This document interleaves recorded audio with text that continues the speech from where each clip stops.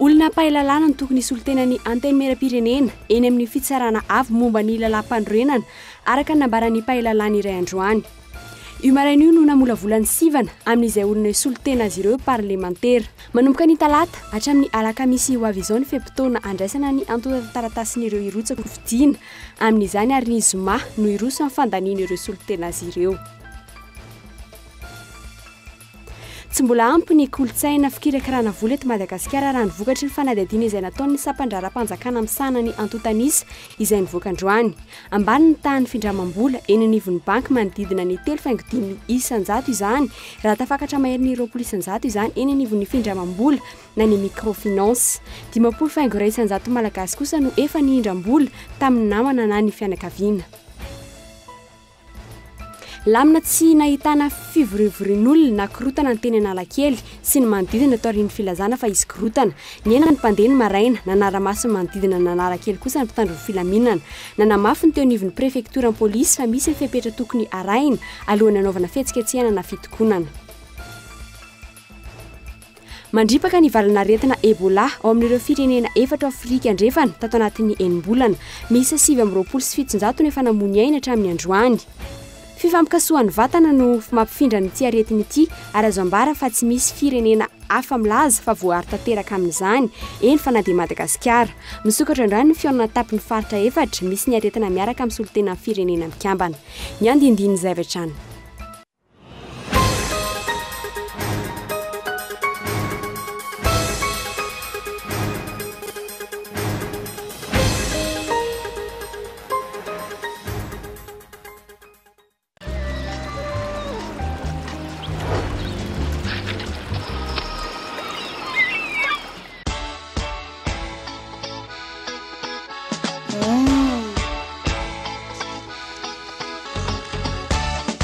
Manitra sy mandroatra reky izy nasasalambandry izany.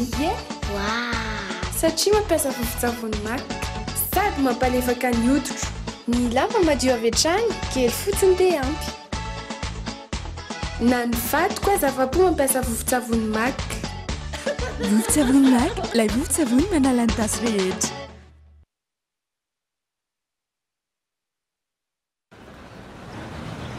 Safady. Lalao, inona vaovao? Fandehaisana zany? Manahoana? Andehanao re abonnement Canal Plus sao tsy mahita série eo. Vato koa manaraka baolina dia sao taraiky eo. Fa maninona ry ianao ny membibisety? Miampita fotsiny dia efa vita ry abonnement. Ahoana? Hitanao ry izao misy prix de recharge Canal Plus. Raha vao mahita ray ohatran'io dia efa afaka amin'ny série abonné ao. Zany rehefa mandovola eny amin'ny point de recharge Canal Plus ianao dia alaivony taremarika 410 eo amin'ny carte ao anatin'ny décodeur anao dia entinao fotsiny ny vola tokony aloha arakaraky ny abonnement anao. Manatona fotsiny point de recharge Canal Plus dia efa vita.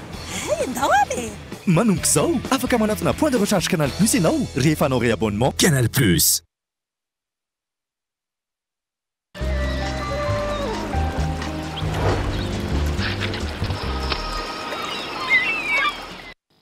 Miraba tomboko lasy tomboko vavy tonga soeto amin'ny fampalalambavao izao arivo izao manasanao naraka izany hatramin'ny farany.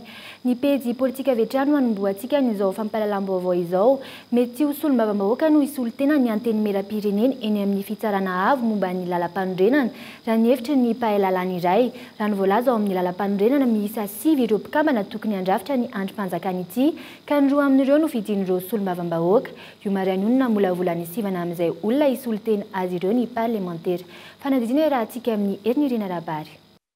Mpikambana 3 tendren'ny filoham-pirenena, 2 avy amin'ny loholona, mpikambana 2 avy amin'ny filan-kevitra ambonin'ny mpitsara ary 2 kosa avy amin'ireo solombavambahoaka. Ireo mandrafitra ny fitsarana avy momba ny lalam-panondrenana raha ny voalaza ao amin'ny andininy 470 ny lalam-panondrenana malagasy. Ireo mpikambana 3 tendren'ny filoham-pirenena sy ny avy amin'ny filan-kevitra ambonin'ny mpitsara ihany nefa no efa mipetraka ankehitriny. Ity androm-panjakana izay arofanina fampandalana ny demokrasia nametraka amin'ny masotsivana amin'izay ho solitenan'izy ireo ny avy eny anivon'ny antenimieram-pirenena io maraina io. Ka efa nanomboka nanao ny asany ny commission ad hoc androany dia efa nisy ilay fandrafetana n'ilay terme de référence dia hoentina amin'ny fivoriam-be amin'ny alatsinainy ho avy izao. Ka rehefa tapaky ny fivoriam-be io terme de référence io amin'ny alatsinainy dia avy hatrany atao ny fiantsona an'ireo zay mieritreritra ny solotena ny antenimeram-pirenena any amin'ny ACC androtsaka ny filatsahana hofidiana amin'io zavatra io zany.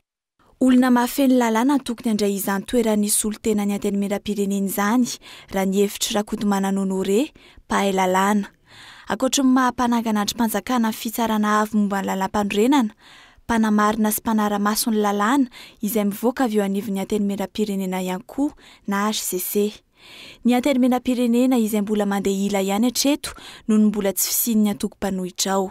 Mety sosorom-bahoaka misy no fidian-dareo fa amin'ny mijery izy volety ivelany na ohatra eo ataontsika hoe mpizara na mpampianatra lalàna na mpahay lalàna tsotra izay mahafena zany momba ny lalam-pandrenana sy ny fifidianana zany zay zany no fidian-dareo. No zao mantsy raha ohatra ka hoe ao amin'ny antenimieram-pirenena no fidian-dareo zany dia tsy maintsy mbola manao fifidiana manokana ndray zany élection partielle ndray zany isoran'iny ataontsika hoe solom-bavam-bahoaka zay hoe nofidian-dareo ao amin'ny fisarana avy momba ny lalam-pandrenana zany ka mino hafa ny zareo ao amin'ny antenimieram-pirenena olona ivelan'dareo zany no fidian-dareo. Mbola lavitra araka izany ny lalana amin'ny fananganana tanteraka ity rafitra ny fitsarana avy momba ny lalam-pandrenana ity noho ny mbola tsy fisian'ny antenimieran-doholo eto amintsika. Ity andrim-panjakana iray ity izay mbola miandry ny fahavitany fifidianana ben'ny tanàna ny fananganana azy. Ireo ben'ny tanàna izay tafiditra ho isan'ireo mpifidy vaventy hifidy ireo loholona. Hatreto anefa mbola manjavozavo no avy n'izany fifidianana kominaly izany amin'ity taon'ity. Mihamafurina trano ny toeran'ny minisitrim-panjakana misana ny foto-drafitrasa sy ny fanajariana ny tany Rive Rakotovao na dia ho aza ny fitakian'ny syndicat-ny mpanao gazetiny amin'ny tokony analana azy sy ny talen'ny kabinetra-ny filoham-pirenena. Isan'ny délégationna miaraka amin'ny filoham-pirenena anainga ho any États-Unis androany alina ity minisitrim-panjakana ity, miaraka amin'ny ministra ny fiarovam-pirenena Rakotojavo Dominique, ny ministra ny toe-karena sy ny teti-pivoarana Irlanto Raveloarson, ny ministra ny raharaham-bahiny Razafitrimo Arsolala, fivoriana mahakasika ny agoa izay arahana amin'ny filoha amerikanina Barack Obama, fifionana eo amin'ny mpampiasa vola amerikanina sy afrikanina antsoina hoe US Africa Business Forum, ireo isan'ny antondian'ny délégationna malagasy any ivelany. Isan'ny fanaovantsy ny fifanaraha-piara-miasa atao amin'ny Maison Blanche amin'izany ka ny 6 aogositra no iverina eto Madagasikara ireo délégationna ireo. Pejy ekonomika kosa indray no mafisina ny taratasyn'ireo vola 2,000 ariary sy 500 ariary fepetra no raisin'ny banky foiben'ny Madagasikara izay ampateza kokoa ireo vola taratasy. Saika tsy nahatsikaritra izay fiovana izay ireo olon-tsotra, ny ayay kosa ireo mpivarotra manoloana fivezivezeny ireny vola matevina kokoa ireny. Araka ny fanavaran'ny banky foiben'ny Madagasikara, manakery avokoa ireo vola ireo. Fanadina rahantsika amin'ny sitraka Ravony Arson. Tsy misy mahasamihafa azy rehefa taza-maso ireto vola 2,000 ariary roa ireto.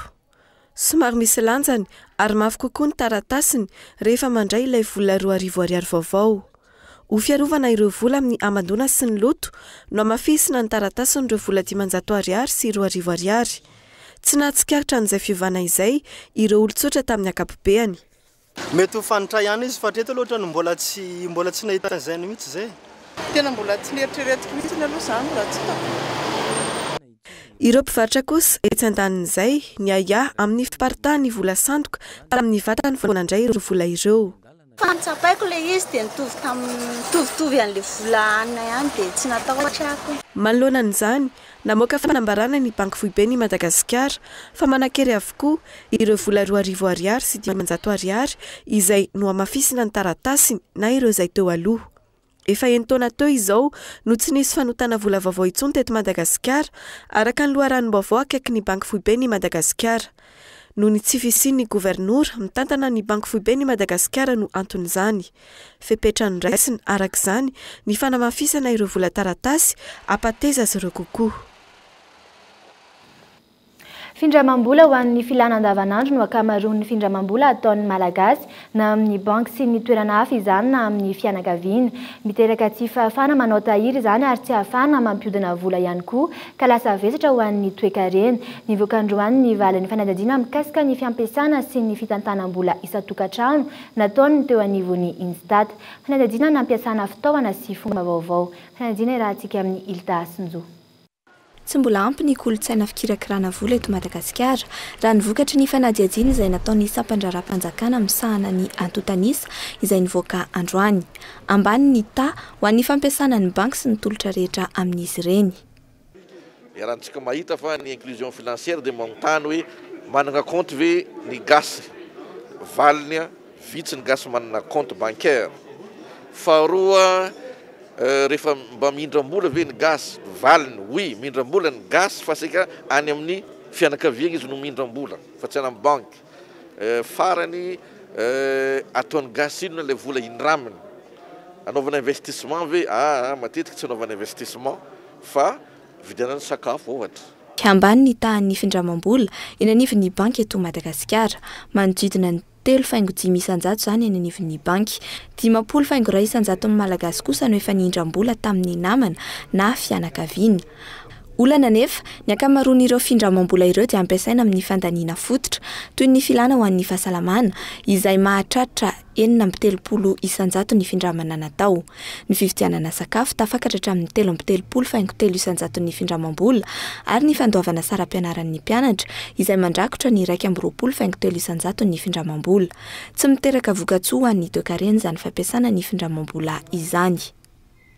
Dikan'izay zany tsy afaka mampiasa vola amin'ny investissement izy zany zany hoe eo fanatsarana ny farim-piainana zany voafetra be reny olona reny zany ohatra hoe limité zany ny capacité de production zany hoe tsy afaka izy mampitombo ny ambainday ny asa fivelomany. 5.1 ny findramam-bola ihany no ampiasaina ananganana orinasa raha nivokatry ity tatitry ny Instat ity.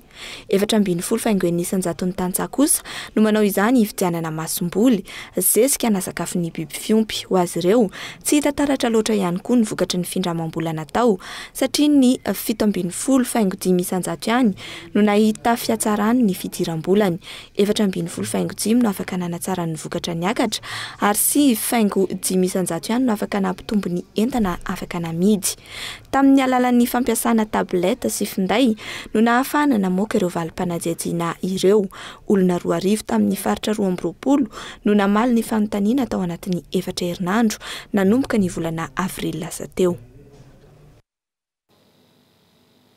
Iakatra rehefaingo ray isan-jato ny tsindriketra araky ny voarakitra ao anatin'ny lalàna mifeny teti-bolana sy pantsina itombo 7.9 miliara ariary ny vola hiditra ao amin'ny kitapom-bola mpanjakana vokatra izany isan'ny fiovana ny fandoavana mpiasa rehetra IRSA na ohatrinina ny karama raisiny. Fanadina raha antsika amin'ny sitraka ravony arsan. Tsy misy afa-tsy ny fampitomboana ireo olona mpandoavana hetra no afana mampitombo ny vola miditra ao amin'ny kitapom-bola mpanjakana.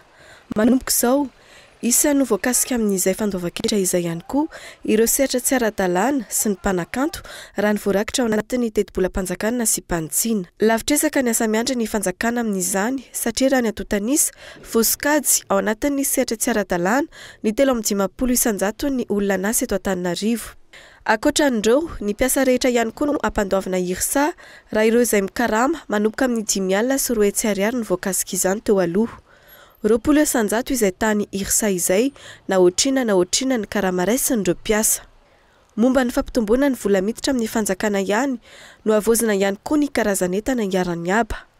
20% ny TVA alaina amin'ny zanaka koteraka ray andro ohatra, iarany droit d'assise ihany koa ireo fiaramanana motera efa niasa. No ireo fanovana maro samihafa ireo vinavinaina hita fekarana eo amin'ny 7.9 miliara ariary ny vola hiditra amin'ny kitapom-bola mpanjakana amin'ny alalan'ny etra. Iakatra 4.7 miliara ariary kosa ny vola miditra amin'ny alalan'ny abatseranana. Ny lamina ny tanàna Analakely sy ny manodidina androany raha nandeha ny feo omaly fa misy mikasa hanao fihetsiketsehana nandrefy petrany teo anivon'ny zandarmaria pirenena mpitandro filaminana maro no nanodidina Analakely io maraina io. Etsak'ilan'izay nanambarany teo anivon'ny prefekturan'ny polisy fa misy ny fepetra tokony arahana fa tsy izay olona te hanao fihetsiketsehana rehetra dia afaka hanao izany. Fanadiadina. Taorian'ny filazan'ny teo anivon'ny zandarmaria pirenena omaly ny mety sy ny fihetsiketsehana androany ny lamina tsy nahitana fivorian'olona nakorotana ny teny Analakely sy ny manodidina. Efa niomana ny amin'ny mety ofisehon-javatra ny teny amin'ny manodidina. Somary nena ihany koa ny tapakandro maraina ny mpivezivezy tety saingy nandeha tamin'ny laony ny fiainam-bahoaka ho an'ny teto afovoan'ny renivohitra. Tsisy lilinina tety, tsisy korotana. Tsisy korotana teto, tsy nahita mihitsy ary zahako. Tsisy mivorivory to tsisy lilinina, tsisy feo koa ary. Nandray fepetra ny teo anivon'ny zandarmaria-pirenena arak'izany mpitandro filaminana maro no hita nanodidina Analakely androany. Mesure andraisina zany dia nampitomboana aloha ny élément. Zao ilay anakay nampitomboana ny élément zay nalefa midina sur terrain. Dia ankoatran'izay koa misy élément d'intervention zany mety mahita nga manareo dia vavahady ery na mety asa na izy na mety anjalany de basy. Fa misy basy io zany office moa filazany anazy. Zany hoe l'élément zany efa antonio de combat dia efa nanao perception dia miandry fotsiny sisa raha ohatra ka misy ilana anazy dia efa vonona koa ny camion dia mandrany basiny izy dia ao anatin'ny 5 minutes izy dia efa afaka miala eto mitobotra tsy mandrava. Mety mahita nareo élément manao antonio de combat. Tsy ato mitobotra tsy mandrava ihany io fa any amin'ny kazerina rehetra na ny foro du Sène na ny vato na ny amin'ny kazerina miaramila amin'ny tafika ny tiako tenenina dia misy élément d'intervention ampiasaina raha misy ilana anazy. Loharano-baovao avy amin'ny sampany pitsokolovan'ny mpitandro filaminana no nahafahana ny soroka mialoha ny fanakorotana raha ny fanadadiana natao. Hetsekilan'izay taorian'ireo fihetsiketsehana maro samihafa ny fanesy toy ireo fihetsiketsehan'ny mpianatra, ny fihetsiketsehan'ireo mpampianatra firamina nanambarany teo anivon'ny prefekturan'ny polisy fa misy mifepetra tokony arahana alohan'ny anaovana fihetsiketsehana na fitokonana. Fepetra azona le fanaovana fihetsiketsehana zany misy zavatra roa. Misy toerana fahazona ampiasan'le toerana ny ray dia ny ray fahazona anao an'le fihetsiketsehana. Reo roa zany tokony ho tanteraka vao afaka manao fihetsiketsehana na famorina vahoaka ny olona na vondron'olona iray na fikambanana. Arak'izany fepetra roa ny tokony arahana alohan'ny anaovana fihetsiketsehana. Fahazoana lalana avy amin'ny prefekturan'ny polisy sy avy amin'ny tompon'ny toerana anaovana ilay hetsika. Tsy mbola naharay fangatahana anao fihetsiketsehana ny anivon'ny prefekturan'ny polisy. Raha tsy ahivina, saika ny fandona ny pomban-dravaly manana marika sy ny pomban'ny tetezamisa teny andohan'ny Analakely tamin'ny taona 2014 ny fihetsiketsehana farany saika niteraka korotana teto an-drenivohitra raha toa ka nihetsy-bahoaka tamin'ny desambra 24 sy ny janoary 7 no fihetsiketsehana tetsy amin'ny 13 Mey farany. Ny fanohizana ny opération coup d'arrêt ny vahaolana ho an'ny tsy fandriam-pahalemana any Atsimo. Eo ampiandrasana ny volana tanterahana ny opération coup d'arrêt faharoa izay isahana faritra maro tsy voakasiky ny coup d'arrêt voalohany ireo mpitandro filaminana amin'izao fotoana izao. Izany fanazavan'izy ireo androany fanadiadina.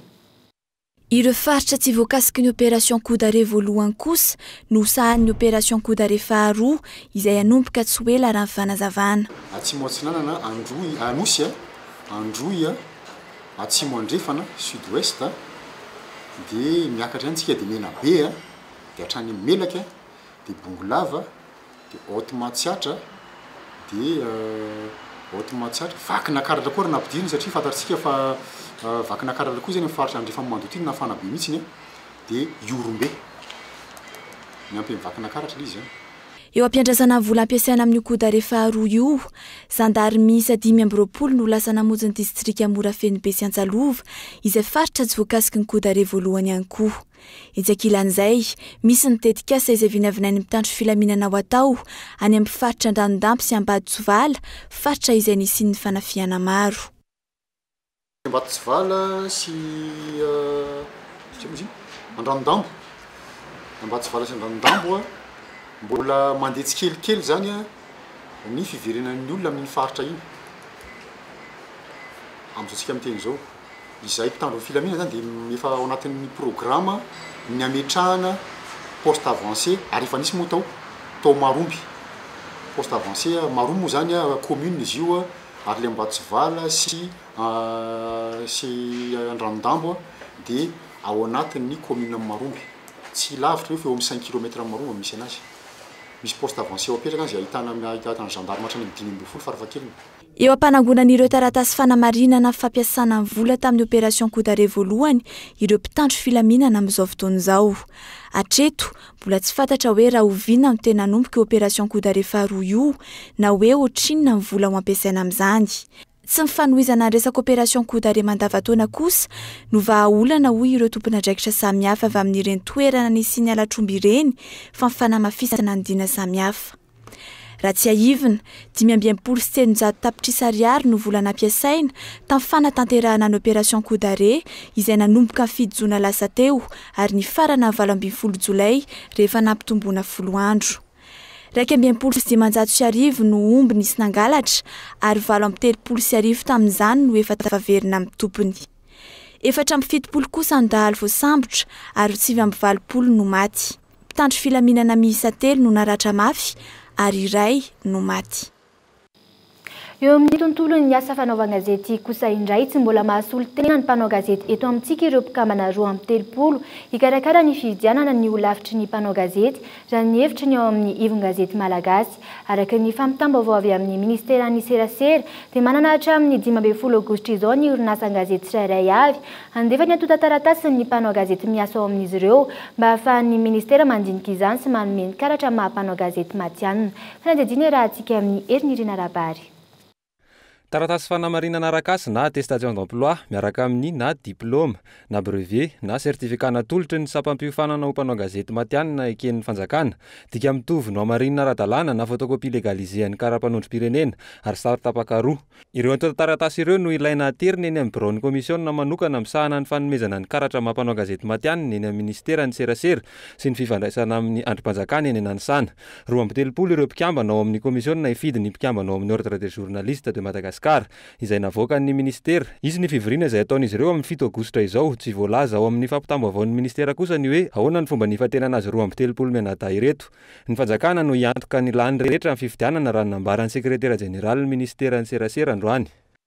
Ny momba ny ordre des journalistes iny dia anisany hoe lohalaharana koa atao ministera anatin'ny activité prioritaire zay sy maintsy vitainay amin'ity taona 2024 ity zany amin'ny loi de finances rectificatif io nefa natokanay ao ny vola hikarakarana an'io. Io tsy mitady hoe amin'ireo partenaire technique et financier fa vola sika gasy ao amin'ny loi de finances rectificatif. Raha ny fahitana azy dia nahitana solotena avy amin'ny fikambanana samihafa fa ivondronan'ny samy mpanao gazety fa indrindra ireo avy any amin'ny faritra ireo mpikambana ao amin'ny voamera-pikarakara ny fifidianana ireo mpikambana ao amin'ny ordre des journalistes. Nitsikera ny fomba nisafidianana ireo olona 230 ireo ny avy ao amin'ny centre de presse na ny ivon-gazety malagasy androany. Tena représentatif ve ireo? Tena représentatif atsika mpanao gazety ve ireo satria so dia tsy représentatif fa représentatif amin'ny faritany tena hitaka amin'izy satria ny faritany tena ao daholo ary tena isoraka manokana ny mikarakara ny faritany rehetra ao daholo fa io ohatra ny fifidianana fédération ny resaka sport reny betsaka ny ligue misy dia nefa avy eo manahirana indray le izy hoe ny club na ny ligue be olona be indrindra indray somary ahodina zany hoe tsy manana solotena fa io resaka samy mpanao gazety tsy vitan'izay tsy manao ary tsy mora koa le manao zavatra tsy maintsy misy foana manakiny manosika izay centre de presse malagasy zany. Efa antaonany maro no ny andrasana izao fananganana ny ordre des journalistes de Madagascar izao teto amintsika. Raha ny zava-misy ankehitriny mitobaka eto seroa ireo milaza azy ho mpanao gazety ka manimba ny asan'ny asa fanaova gazety izany matetika noho ny fisian'ireo izay mitaky vola sy manao fihetsika tsy miendrika ny asa fanaova gazety. Andrasana arak'izany ny fahamatorana eo amin'ny fikarakarana izao fifidianana izao. Ny vaovao sosialy kosa indraina no izantsika izao fampalalana-baovao izao. Taorian'ireo mpivarotra amoron-dalana ireo mpanasa fiara amoron-dalana indray no nesorany komina Antananarivo renivohitra nanomboka ny herinandro lasa teo. Misy amin'izy ireo no nanaiky fa misy kosa ireo manday izany fanapa-kevitra izany toy ireo etsy Alarobia sy Anosipatrana. Isan-kilan'izay efa eo andalam-pitadiavana vahaolana maharitra mahakasika izany ny komina Antananarivo renivohitra raha ny fanazavana azo fanadihadiny.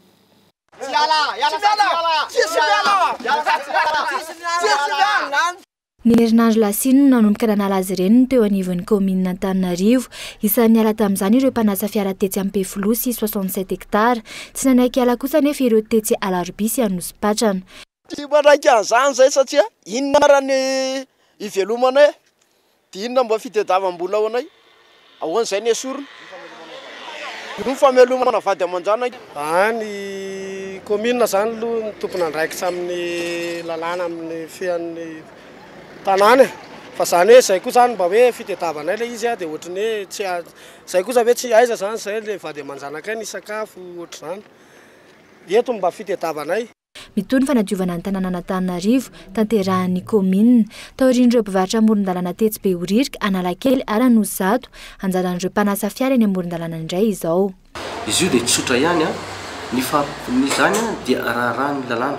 Misy ny boky kely toy ity natao hoe code municipal d'hygiène izay mirakitra ny lalàna rehetra amin'ny fe ety an-tanan-dehibe zany izay milaza hoe inona tokony tsy atao inona tsy azo atao rehetra. Ary tafiditra ao anatin'ity boky kely ity ny hoe fandarana ny fanasana fiarakodia eny amoron-dalana. Inona ny antony tsotra ihany. Rehefa namboarina ary ny lalana amin'izao fotoana izao izay efa vita zato isan-jato zany ny asa izay tokony natao tsy ho atao hosimbaina indray amin'ny fomba izay azo lazaina hoe tsy tena hoe tsy mendrika tsy amin'ny tokony izy satria ireny rano izay mikorina ange aorianany fanasana fiarakodia ireny dia tsy tokony atao satria manimba ny asa izay efa nanahirana sy nanahirana ny fitadiavana natao hoe hoentimanana tamin'izy ireny. Vatandela misa 70 no mpanasa fiara etsy Anosipatrana raha toa ka 10 ny etsy Alarobia manomboka amin'ny 10 ariary hatramin'ny 2 alina ariary ny saran'ny fanasana fiara. Arak'izany hatreto misy ireo manaiky io fanapa-kevitry ny komina io nefa eo ihany koa no manday izany. Raha ny fanazavana azo efa andalam-pitadiavana toerana hametrahany ireo mpanasa fiara eto an-drenivohitra ireo ny komina amin'izao fotoana izao. Aorian'io fanalana mpanasa fiara io ny opération taxi indray no tanterahan'ny komina. Ny taxi eto Antananarivo izay voalaza fa efa tafakatra hatramin'ny 4,000 isa ankehitriny nefa tafakatra hatramin'ny 507,000 ihany koa ireo taxi tsy ara-dalàna. Toeram-pivarotana efatra no may alina tao amin'ny tsena Benisotry, mpivarotra voamaina 2, mpivarotra vy fotsy iray ary mpivarotra enta-madinika iray. Tamin'ny 4 alina no nanomboka ny afo manodidina ny 10 hatramin'ny 14 tapitrisa ariary no fatiantoka raha ny fanazavana azo. Hatreto mbola tsy fantatra mazava ny andohan'ny afo na court-circuit na labozia adino. Marihana fa nisy ny fahatapahan'ny jiro tamin'ny fotoana io raha ny fanazavana azo hatrany. Tsy manana afa-tsy solon-tena efatra mianadahy isika eto Madagasikara hiatrika ny lalao olimpika ny tanora izay ho toto-saina any Ninjang Chine ny 12 hatramin'ny 17 aogositra ho avy izao dia ny taranja fototra atletisme judo, fibatana fonjaby ary ny lomano ny ministry ny fanatanjahantena sy ny tanora no hitarika ny délégation amin'izany fanadihadiana. Tamin'ny fomba ofisialy nandraisan'ny ambassadeur ny Chine monina sy miasa eto Madagasikara teny amin'ny trano fonenany teny an-trambevava ny omaly ireo atletatsika efatra mianadahy izay andray anjara feno amin'ny lalao olimpika ho an'ny tanora ny 12 ka hatramin'ny 17 ny volana aogositra ity izay ho tanterahana ny Ninjang Chine ity fananana ity. Eo amin'ny ayady judo dia ahitana vavitokana andry amin'ny fe mianta latsaky ny 12 kilao. Sabrina kosa ho amin'ny fibatana fonjamby. Ralay miaja Isidoro eo amin'ny taranja fototra atletisme izay andraisany anjara eo amin'ny 700 metatra. Andrianirina Lalanomena Antony izay eo amin'ny taranja lomano 200 metra d'eau sy 100 metra papillon. Reo ny fantatra fa isolo-tenatsika amin'ity fiaonana lehibe izay atao an'ny Chine ity. Fantatra tamin'ity fiaonana ity fa ny taranja fibatana fonjamby sy ny judo no nahazo ny tapakila hiatrehana izany. Fa ny atletisme sy ny lomano kosa dia fanasana manokana no andehanan'izy ireo. Tonga nanotrona sy nitarika ny délégation tamin'izao fiaonana izao ny ministry ny fanatanjahantena sy ny tanora Andrea Mosarso Zanise naran'ireo filohan'ny fédération efatra izay anisan'ny faninana betsaka amin'izay lalao olimpika ho an'ny tanora izay. Tamin'ny fanazavana nataon'ny ambassadeur ny Chine monina sy miasa eto Madagasikara dia fantatra fa firenena 400 no hiatrika ny fifananana ary atleta mahery ny 703 mianadahy no hiady ny medaly eo amin'ny épreuve misa 220. No marian'ny ambassadeur ny Chine fa vonina trany ny firenena sinoa anampy an'i Madagasikara eo ny fampiroboroboana ny fanatanjahantena sy anome lanja ihany koa ho an'ny tanora. Maresaka avy any ivelany hatrany nisy fariny-potra tamin'ny tany-tsay tany Tunisie efa narivo taonany maro no tsy nisy rano ary isan'ny faritra tena maina ity toerana Ogas fahany atsimo Tunisie ity. Zany filazan'ny manam-pahaizany hatreto anefa efa 3 herinandro izao mampametra-panontaniana ny hoe aviazany ny puran'ity farihy ity izay mivelatra no sady lalina hatrany amin'ny 10 sy 12 metatra. Tsy mbola nahita mpanazavana ny fomba ny foronan'ity farihy iray ity izay tsy mbola misy anarana hatramin'izao. Mbola noraran'ny manam-pahefana Tunisiana ny filomanosana eo amin'izany farihy izany ny potra tampoka sy tsy fantam-piaviana izany hatreto mandra-pisiny ny fanadidina manokana momba izany. Raha mandrika no misy amin'ireo firenena arabo trinkongony asidaingo no misy any Amerika Atsimo sy la Réunion ary ety mandringa vokatry ny virus Ebola kosa no mandripaka ny mponina ao amin'ny firenena efatra ao Afrika andrefana tao anatin'ny embolana voalohany ity taona ity. Ny tombo ny herin'ny valanaretina Ebola io hatramin'ny fiandohan'ny taona miisa 770 no efa namoy ny aina hatramin'ny androany. Fifampikasohan'ny vatana no mampifindra ity aretina ity ary azo ambara fa tsy misy firenena izay afaka milaza fa voary tanteraka amin'izany. Nisokatra androany ny fionana tampony ny faritra efatra misy ny aretina miaraka amin'ny solotena ny firenena mikambana. Fanadiadiny. Raha ny tatitra farana navoakan'ny firenena mikambana miany fahasalamana na ny OMS hatramin'ny 17 ny volana Jolay teo, olona miisa 309 no nahitany ilay trangana valanaretina mora mifindra ity antsoina hoe tazo Ebola. Olona 720 sy 700 no efa namoy ainy, 750 tamin'ireo tao anatin'ny 4 andro monja. Tazo mampandora tsy misy itsabona sady mora mifindra eo amin'ny samy olona vokatry ny fifampikasohany atsemboana amin'ny vatan'ny otrikaretina.